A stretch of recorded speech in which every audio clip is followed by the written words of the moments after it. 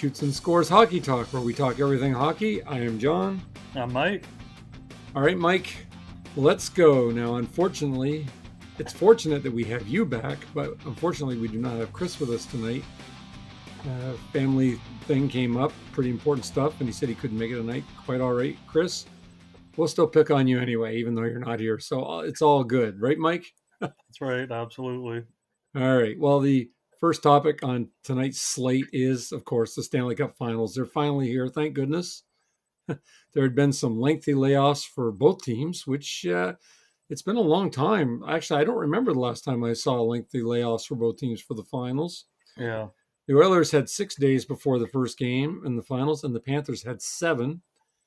Now, Chris and I got into a little heated argument here over he thinks that teams get rusty over a certain amount of time, and I don't think that that's the case. I think we've been told that by the media. I disagree. Chris thinks that that's the thing. But Mike, what I want to know from you is, did you find the layoff was detrimental to play and pace in the first game of the Stanley Cup Finals, because the game was on Wednesday night, and we are recording this here on Friday night. So did you think it had any effect on any of these teams? Well, no, the Hurricanes looked pretty rusty the whole way Oh, through. Oh, wait. oh, Are they gone? yeah, they're gone, Mike. Oh, I'm sorry. geez. You've been gone for 2 weeks and you forgot. Yes, I was expecting the Hurricanes to make it. Were they not supposed to?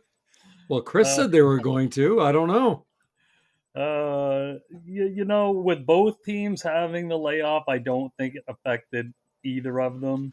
Now, with that being said, I think that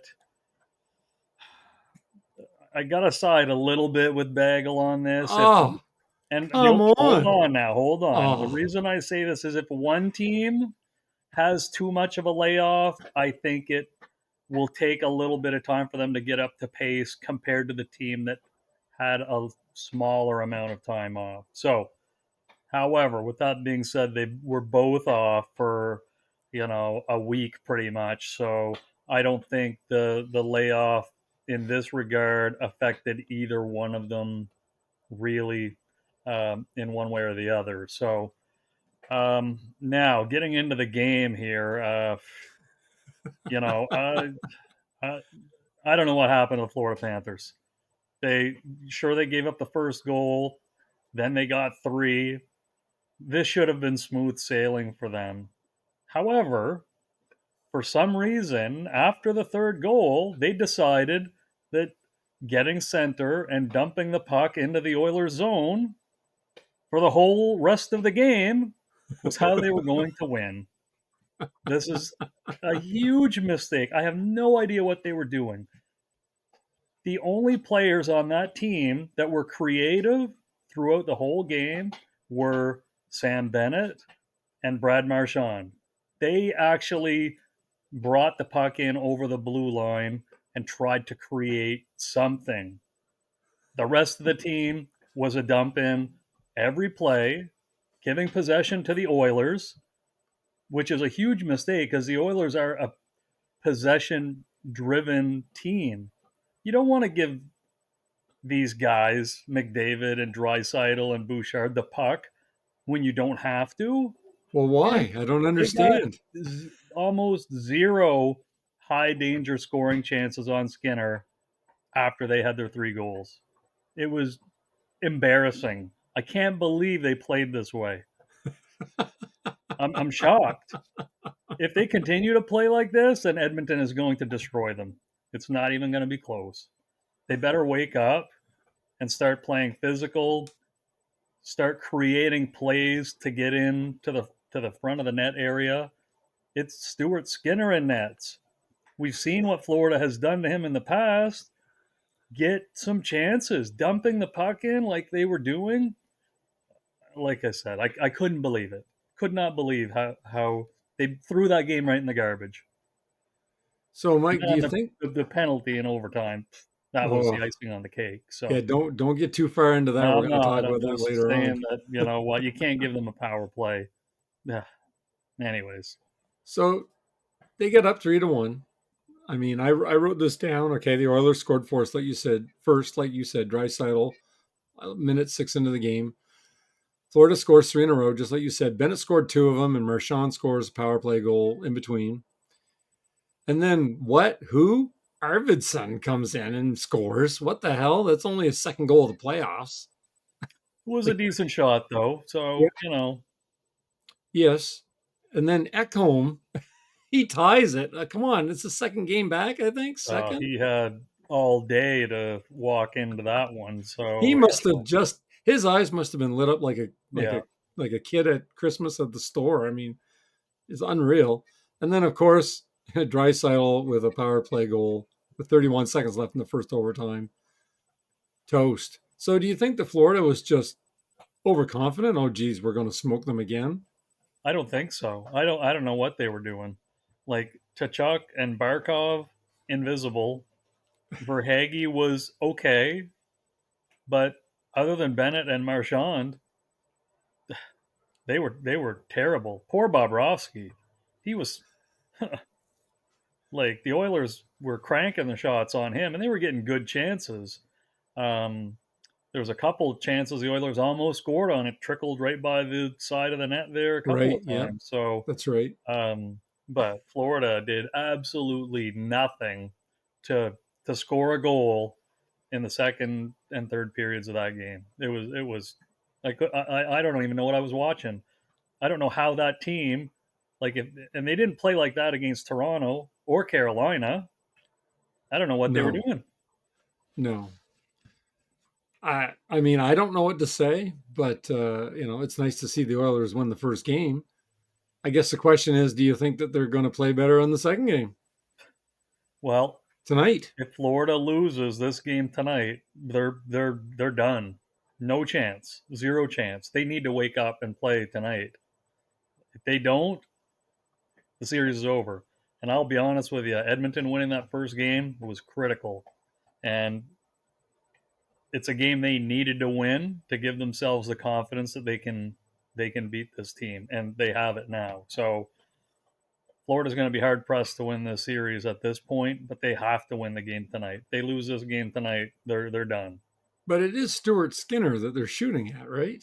Yeah, but if you can instill the confidence in the Oiler team that regardless of who's in the net that they can win, they're going to win. Like McDavid and Draisaitl and Bouchard, Corey Perry, he's played very well, Yeah, he has. Really good. very well. Um, these guys here, they're not losers. They're gonna win, and it's just a matter of time before it happens. And if like that first game was a critical miss for Florida. Uh, they really needed to win that game, I think, to put doubt in the Oilers. And now that the Oilers won the game, I think they're playing with a lot more confidence. And now Florida should be doubting themselves based off of the performance that they put up. So, Do you think that Florida is going to have to weather the initial storm tonight? Do you think well, everything's they're going to going to come have out to. like a house of fire?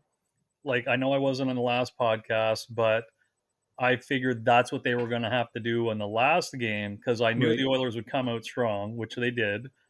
So they need to do the same thing tonight, but they need to play the way they've been playing.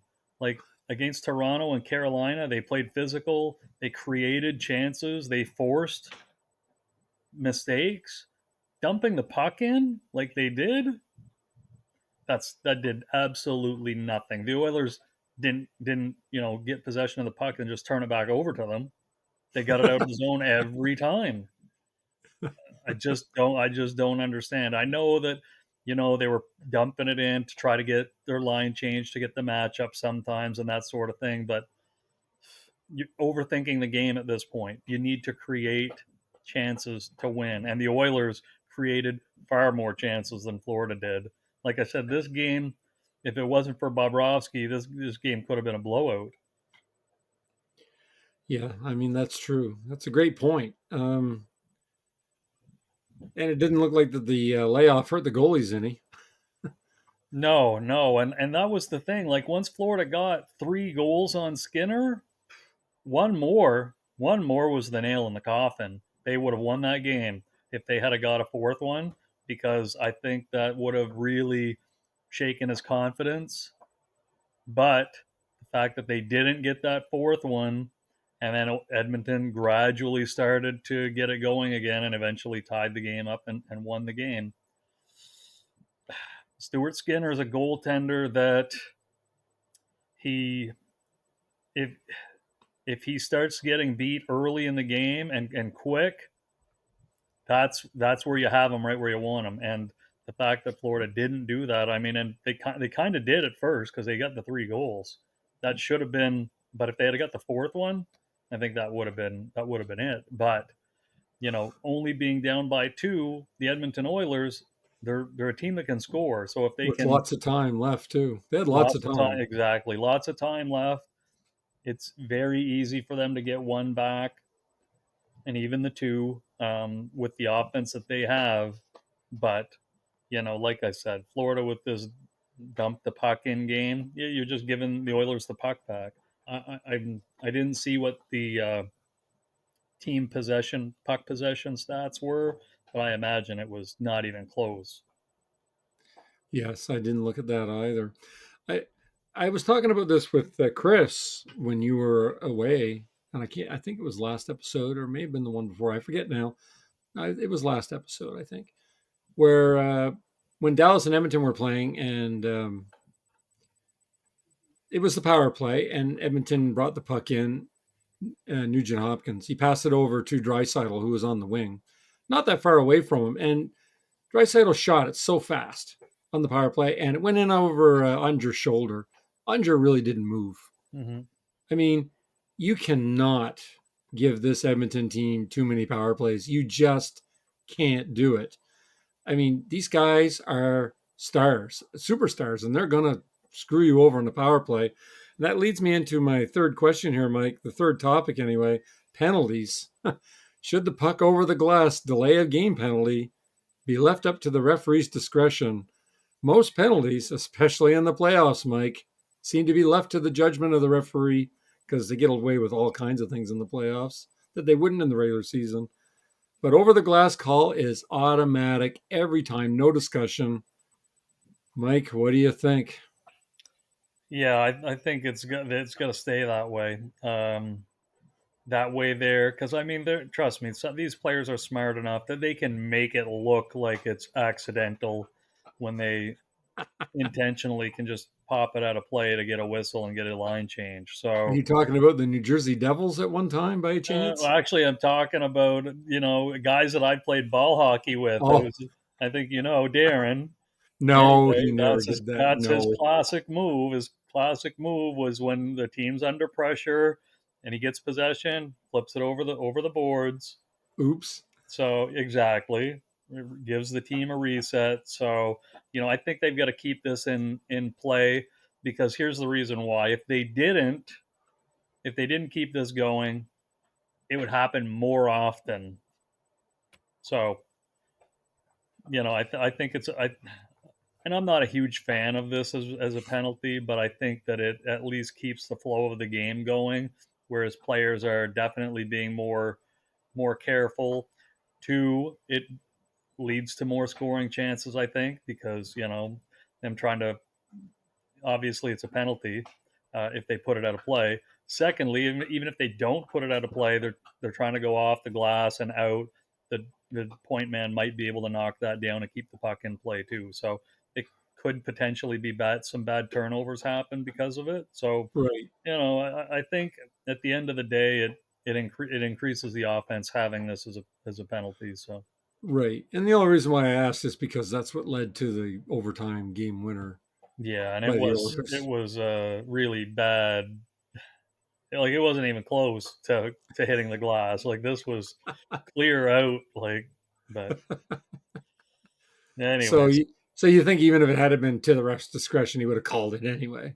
I think they would have called that even if it was the ref's discretion, because it wasn't even Right. close. Like, it's noticeable when some guys are trying to go. And I'm not saying he wasn't trying to go off the glass, but he missed by so much that they'd have to call that. So Well, I think the moral of the story is just don't give Edmonton too many power plays. Well, I They're gonna mean, burn you.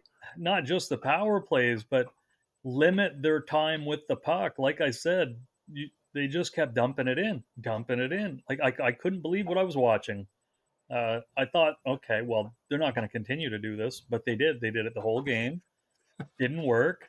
They're giving the Oilers puck possession every single time because there's nobody chasing the puck into the corner, or they're losing the battle in the corner, and the Oilers have the puck anyways.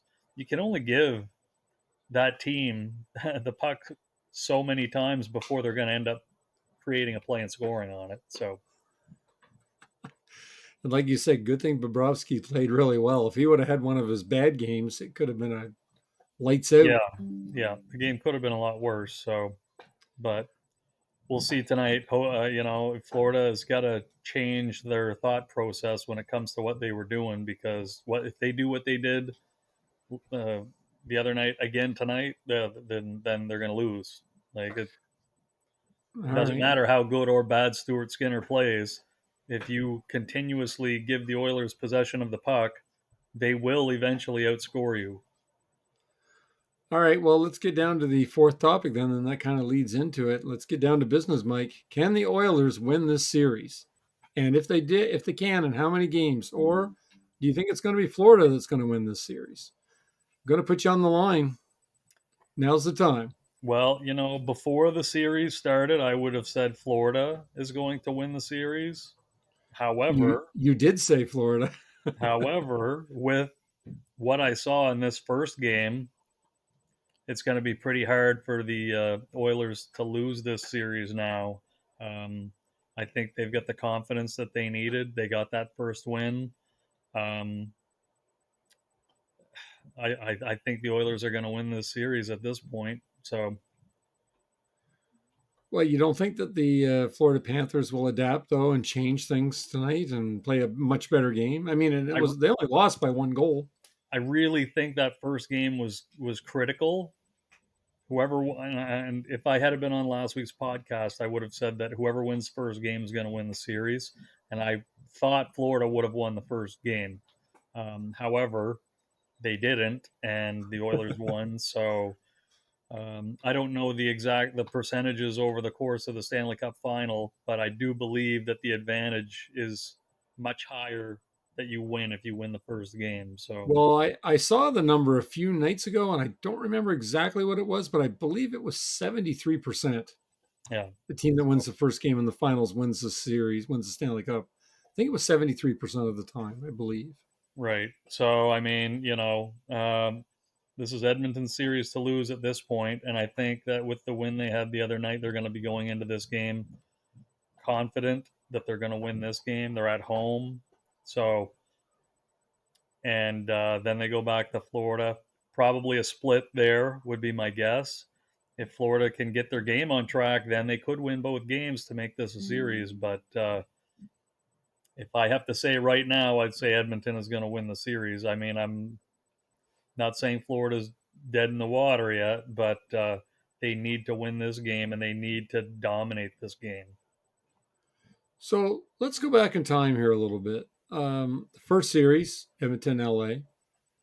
LA won the first two games. Edmonton won four in a row. Right. Done over. The second series, they played Vegas. Now, I remember Vegas won the first game, but I don't remember what happened after that. Did they win? Did Vegas win another game? I can't remember. Oh, geez, it's been a while now. I think Edmonton won that game in five, or won that series in five. Yeah, I believe they won in five. Yeah. So, and I mean, anybody out there listening, feel free to correct us in the notes, the comment section. Yeah. Let's just say that that's how it went. It was something like that anyway, or they lost one more game, maybe, whatever. I'm And pretty then in sure Edmonton won Dallas, in five because I know, if I'm not mistaken, I think LA has given them the toughest challenge so far. right, and then Dallas won the first game, and then Edmonton won four in a row. Poof, it's series over, just like that. Poof, Yeah. done.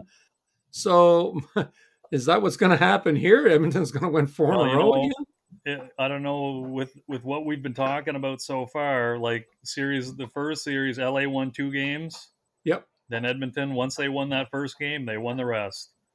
Same thing with Vegas. Once they won the first game, they won the rest. They didn't lose anymore. And I think, and same thing with Dallas. Same So thing with Dallas. Yep. it's going to be tough. And But Florida is a really good team, though. they are a good team without a doubt. They've got the depth.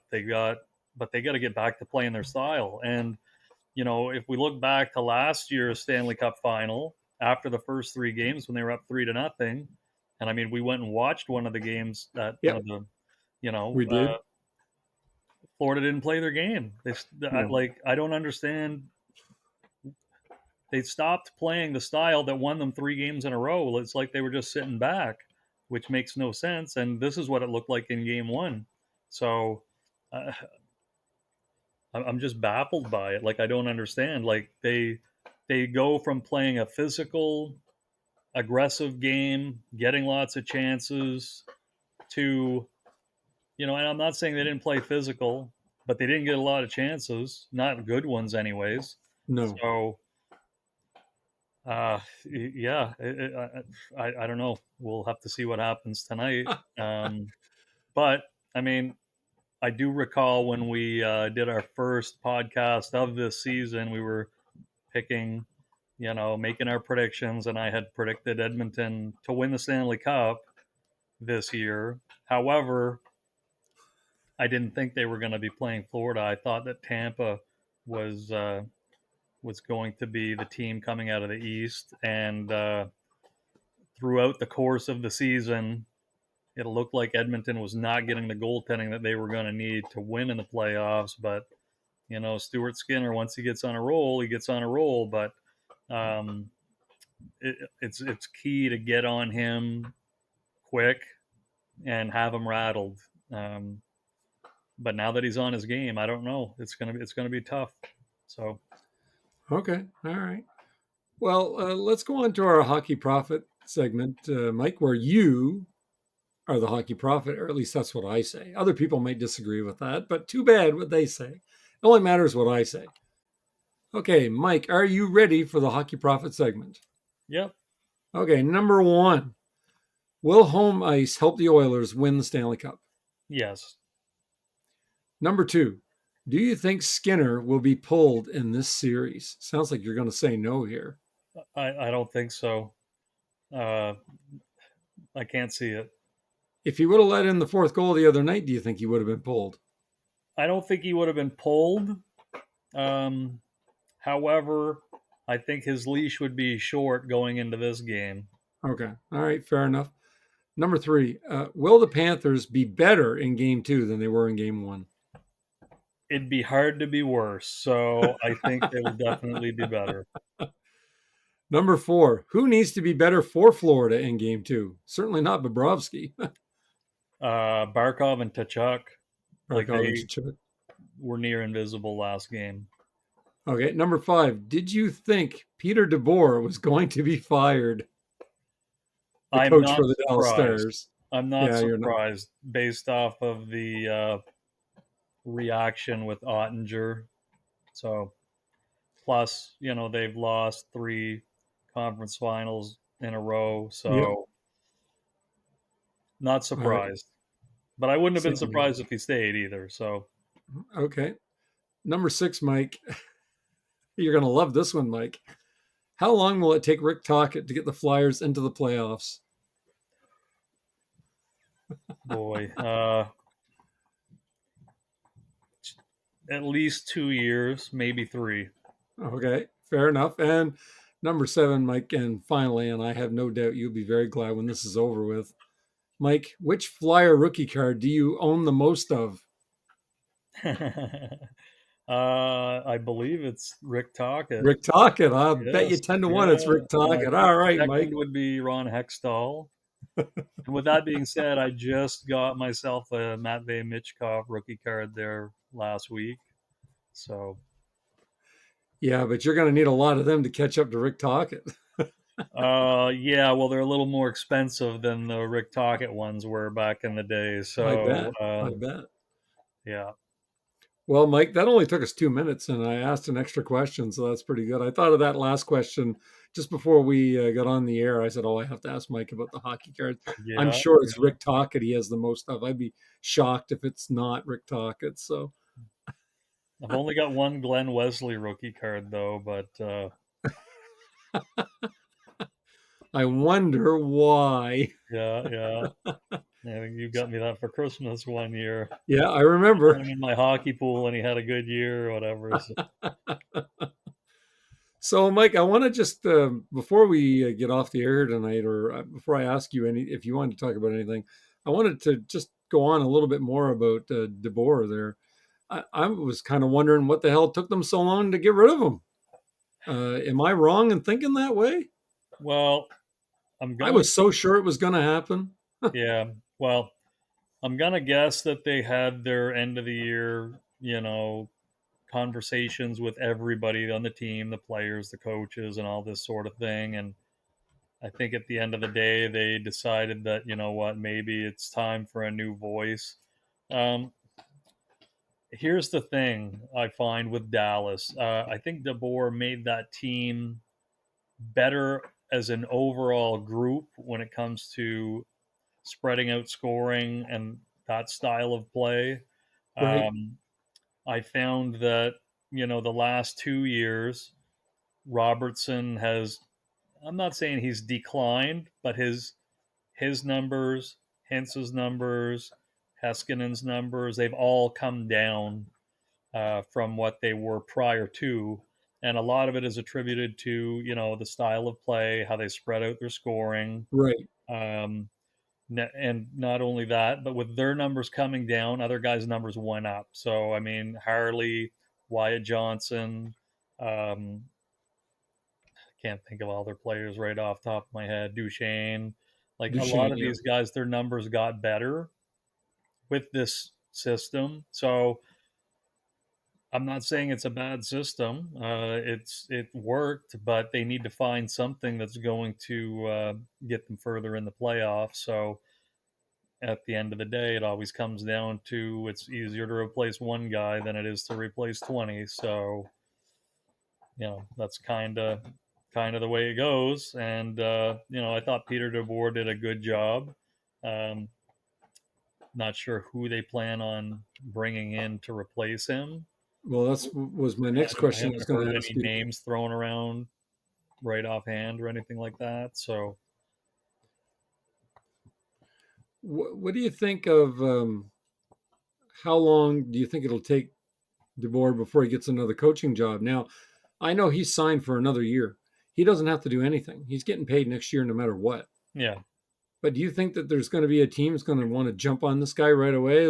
Like, is he the type of guy? I think I saw on a Sportsnet clip from Friedman. He was saying that he's the type of coach that when he's available, it makes other coaches nervous. Because they're afraid they're going to get axed for him. What do you think? yeah, I think he's probably going to be the next coach hired uh, for Oh, whatever. okay, yeah, I think whatever team is looking. I don't. I think everybody's filled their coaching positions they right have. now because I mean Boston signed Marco Sturm to be their coach today. Right, Um, yes.